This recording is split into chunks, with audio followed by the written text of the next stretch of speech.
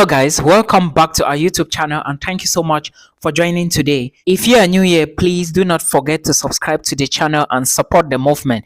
Thank you so much for understanding. Today's video, I'm going to talk about a list of some documents that you should make sure that you submit these documents alongside your visa application. All right, do not submit your visa application without these documents I'm going to give you now. The reason is because if you do this, you may not get approved. But remember, I have always said that applying for a study permit or a Canada study visa or a study visa to Canada, you should always put in documentations, legal documentations, because IRCC wants to see documents. You will not be there to convince IRCC to be explaining some things to them. So you need to make sure that all documents you submit on IRCC fits in. Now, I will be checking my jotter here, and the very first document, without wasting more time, is what we call a financial statement. A financial statement is the bank statement. Remember, for you to study in Canada, you need to put the program into consideration and the tuition fee. I have said this several times that do not apply to programs you cannot afford. Remember, now in Canada, for you to get a visa to immigrate to Canada, you need to show that you have money for living costs for 1 year outside the Quebec region, which is equivalent to 10,000 Canadian dollars. That is the first criteria. Secondly, you need to show your entire tuition fee for 2 years. All right, if you are going to be studying a program for 2 years, and the program, let's assume that the program is $15,000, you need to show $30,000 the tuition fee for 2 years. And again, let's assume that your living cost is 10,000. You need to show living costs for 2 years. Now, instead of showing 10,000, you need to show 20,000 Canadian dollars. And of course, do not forget your travel expenses must be in there. Therefore, let's assume that your tuition fee, as we are talking about it, is $10,000. Your tuition fee now needs to be 20K, plus living cost 20K, plus extra $5,000 for travel expenses. So before you know, your proof of funds need to reflect 45,000 Canadian dollars. And if you are broke, how do you intend to get this money? So that is why I've always said that go for cheaper options and check universities or colleges that will give you 1 year diploma programs. But don't forget what I've always said, linking the program to what you have been doing, not what you were doing in school 3 years ago. All right, what you are presently doing. That is something you need to pay attention to. Remember, tuition fee plus living costs plus travel expensive. That is how you need to show your proof of funds. Now, it depends on who is going to stand as a sponsor. Are you going to stand as yourself? Is it your father? Is it your mother? Is it your siblings? That's your brother or sisters. So pay attention to this. This document must be available to give you a study visa to Canada. The next document I want to talk about is a promotion letter. Assuming that you work with a company, let's say you graduated 3 years ago with a degree in geography, and now you are working as a marketer in maybe one of the finance companies or maybe promotion companies, or which, in fact, you are working as a marketer. Now, when you want to study a program in Canada, make sure you look for a program that has something to do with marketing, right? Then, when you are applying for this visa, try to get what is called a promotion letter from this company.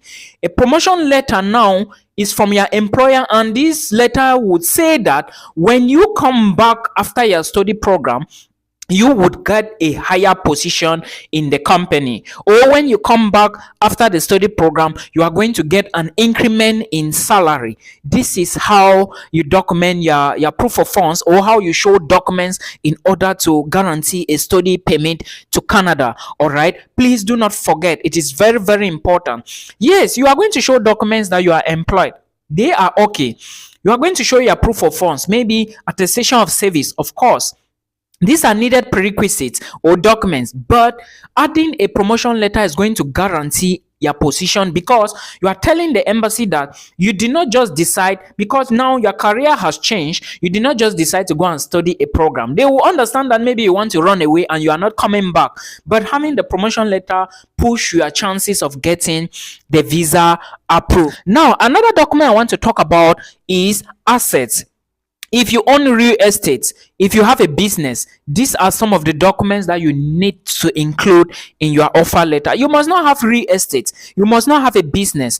If you do not have this, try and see. Even if your business is not registered, no problem. You can indicate that you have a business, though it's not registered, but you are using the business as side hustles to generate money to sustain your life. All right, but you intend registering the business as soon as you return back home, or after it gets big to a certain extent. All right, because you want to take it international. This is how you show documents. Then you take pictures of yourself with your business, or maybe pictures of the unregistered business. Remember, you said you don't have a business because it's not registered, but now you need to make them understand how you are feeding, where you are getting your extra cash from. It's not a crime, okay? But if it's registered, that is a very good plus for you. So these are some of the things. Real estate, you show them your company's registration documents and everything that needs to be intact. Guys, if you do this before you know, you may just be moving to Canada before your visa is out. Now, voluntary letters.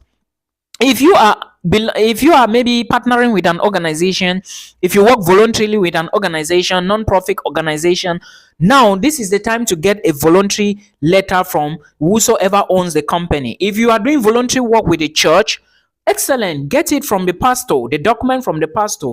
If you are doing voluntary work with a particular organization, get a document from them explaining what you are doing. These are documents that could help you, because they understand that it's going to bring you back to your home country. I hope you understand. Then another document you need, very important, is the marriage certificate.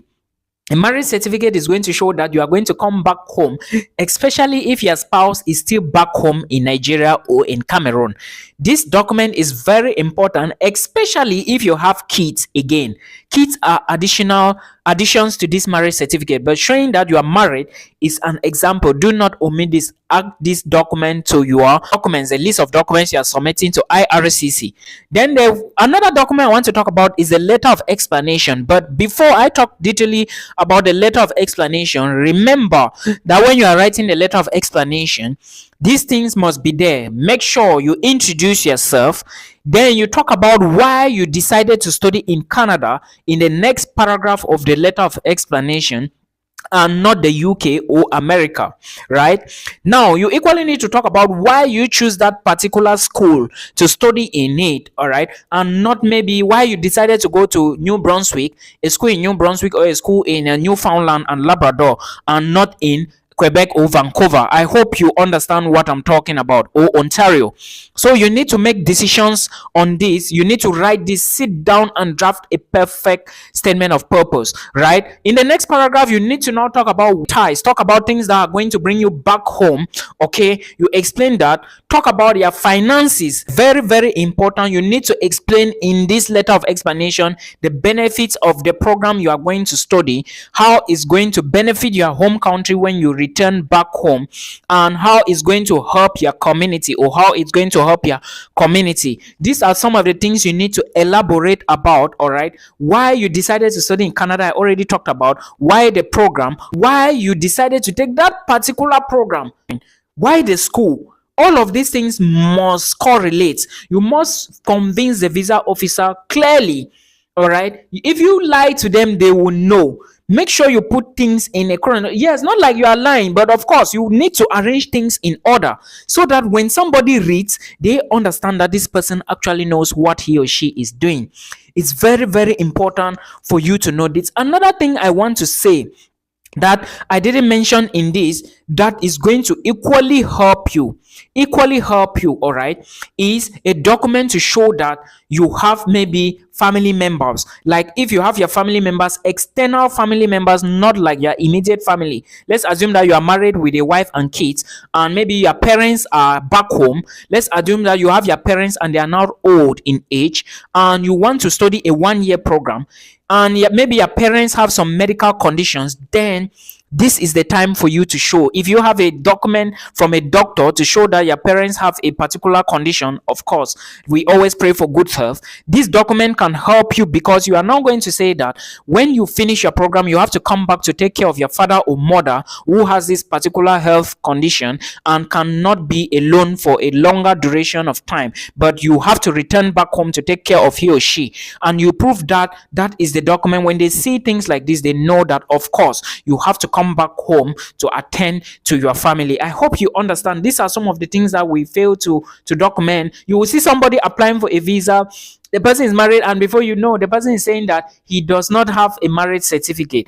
That you must not have a certificate, of course, we know that. But in the case you have the certificate, why didn't you add? Come on, guys. So these are some of the things you need to put into consideration. Till we meet again in another video.